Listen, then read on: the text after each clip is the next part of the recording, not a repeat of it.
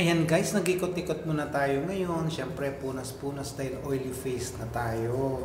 Kaya ganyan muna. Guys, ang daming tao.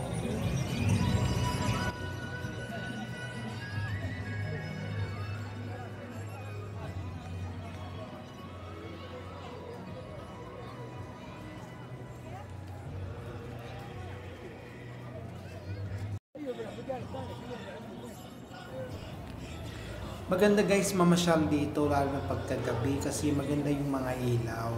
Actually nag-open dito pagkahapon na siya mga 5 PM pwede nang pumasok.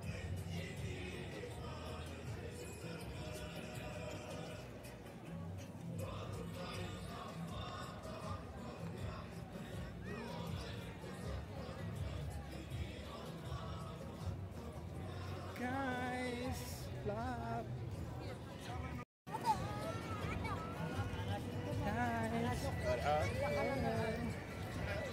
Bawal magpapasok sa loob. Ganyan lang guys. Ayan guys. Ikot-ikot muna tayo uli. Pupunta kasi ako ngayon sa fountain kasi nga merong dancing fountain daw sa dulo. So hinahanap ko siya. Habang hinahanap ko, pinapakita ko muna sa inyo yung kagandahan ng kanilang mga garden kasi napakaganda talaga guys ng kanilang mga garden. Ayan. Ngayon guys, syempre dumaan tayo dyan sa mga music area. So naka-mute kasi bawal nga yung music sa ating video. Alam niyo naman, naka-copyright tayo.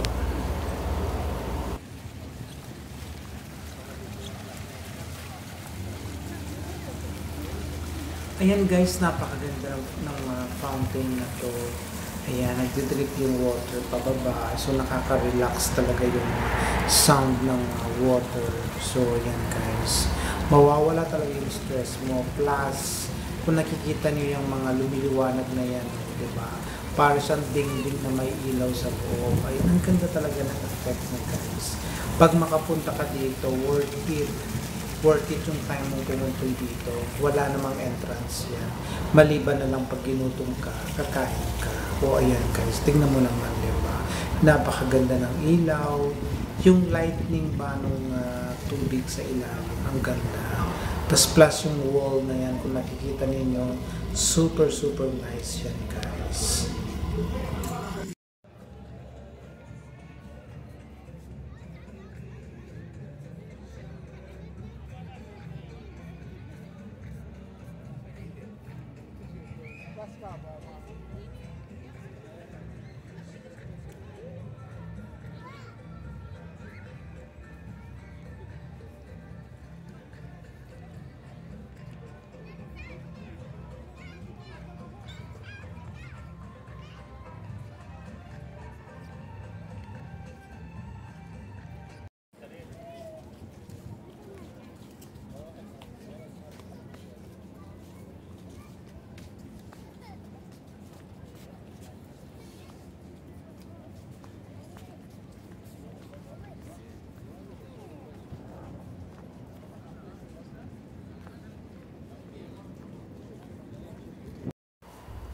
Ate guys, nag-ikot din ako dito sa may bandang area na to.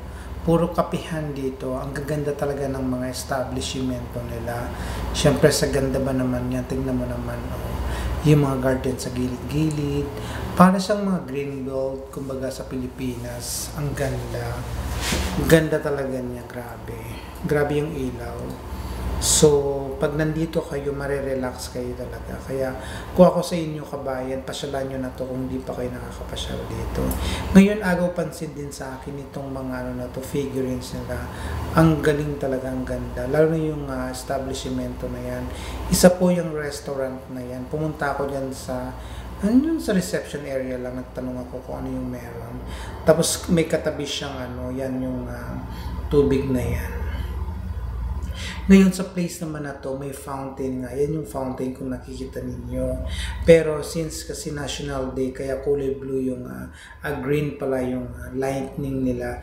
Pero meron siyang pa-dancing light every 30 minutes. So, kaya ako pumunta dito sa lugar na to kasi abangan ko yung dancing light na yan. Dancing fountain na yan. Ako dancing light. Ayan, yung dancing fountain na yan. So, ang daming taong nag-aantay na rin siya. Ayan. Pagkatapos yung iba naman nagkakape. Yung iba naman mga bagong dating pa lang sa oras na ito.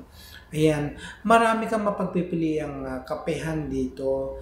Nasa iyo na lang yan kung ano yung budget mo, kung saan ka afford. Ngayon naman kung napagod ka, may upuan naman dyan. Kung nakikita ninyo. So, ayan. Tumagilid muna ako kasi nga gusto ko rin magpahinga, yan. Pero sa lugar na to guys, sobrang lakas ng music talaga. Ang music talaga dito continuous, kaya kung may kausap ka, hindi mo talaga maririnig. Ngayon, agaw pansin din nitong ano na to, toys na to, napakalaki niya talaga. Mas malaki pa sa tao, di ba? Akalain mo may ganyan. Ayan guys, ikot lang ako ng ikot dyan hanggang sa napagod na ako, nagpahinga ako, pero syempre bawal ang mapagod, kailangan din nating mag-video. Ngayon nakita ko itong elepante na ito, ang laki ng elepante, dami nagpapapicture dyan, pero sa oras na ito walang tao, kaya nakakuha ko ng tiyempo para mag-video, para hindi ko makunan yung mga tao. So ayan, kung nakikita niyo dalawang malalaking elepante yan guys, sa harap mismo nitong Cabana Restaurant. Ayan. So sa akin curious kasi malakas din ang music ng Cabana na to. Sumilip din ako, tinignan ko kung ano yung meron dun sa loob. Siyempre nagmamarites din ako, so pumunta ako dyan. Kung nakita niyo yung mga couch na yan, diba? Ang gandang sosyal. Pangmayaman talaga. Pag umupo ka dyan, siguraduhin mo yung pera mo, Diyos ko, malalagas talaga. So, ayan, meron din akong picture dito sa elepante na to guys. Pero picture lang talaga siya kasi hindi ko naman pwedeng picturean yung sarili ko ng malayo. So, nakisuyo lang ako para picturean ako. Ayan. So, antay-antay lang tayo guys sa ating fountain na to. Wala talaga, tahimik talaga to kasi nga may music kasi kaya minute ko na lang siya.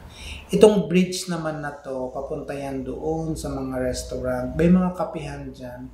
Tapos kung nakikita ninyo, marami pa talagang ini-establish sa place na to. So by 2030 talagang mag-fully open na talaga itong Riyadh na to or yung Saudi Arabia. Sa dami ng mga proyektong ginagawa nila. At isa na itong Riyadh season ang kanilang tourist spot dito sa Riyadh. Ang kapehan nila guys, hanggang tingin lang muna tayo. Ayan guys, super nice. Siyempre super mahal din. So ayan guys, tingin-tingin lang muna.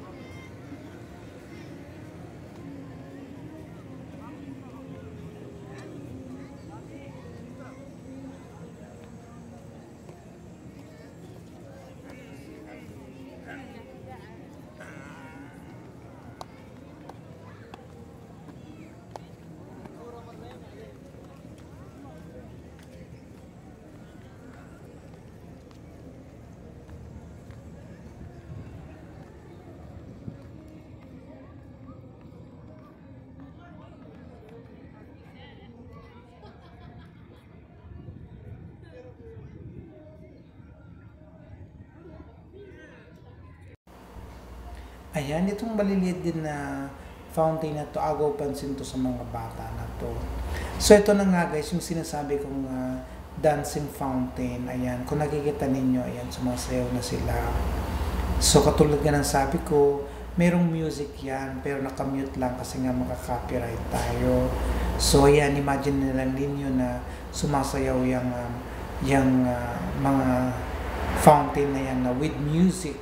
Ayan. Pero hindi ko rin naman maintindihan kung ano yung music na yun. Gagawa nga ng Arab song din yung pinatugtog nila guys. So, Ayan, naka-focus na lang ako dyan sa pagsayaw-sayaw ng tubig na yan. Kasi nga hindi ko rin naman maintindihan yung music, kung ano yung mga sinasabi ng music na yan, guys. So I hope guys nag-enjoy kayo sa aking video. Meron akong part 1 video na to. Kung gusto nyo panoorin din ninyo. Meron din yung fountain, yung water na drip lang talaga siya.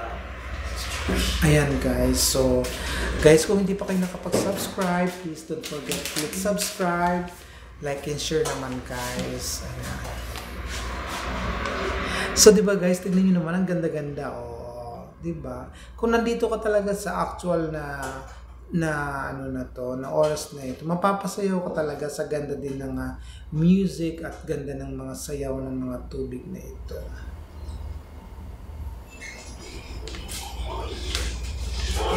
So, ayan guys. So, tingnan mo yung lighting. Iba-ibang color. Ayan. Ang ganda ng color, diba? Very colorful. Ayan, ang ganda. Wow, ayan. So, ayan guys. Ibig sabihin nun, paubos na yung tubig, kaya matatapos na siya. Ayan. Ayan guys. Malapit nang matapos. So, tapusin na ninyo. Sayang yung sayang yung ibang mga show. Ayan, diba?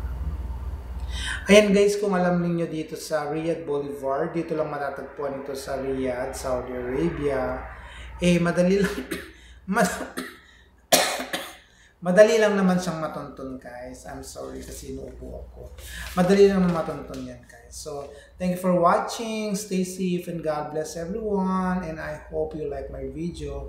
Until next, yung aking part 3 naman ng aking video na ito. Thank you for watching. Stay safe. God bless everyone.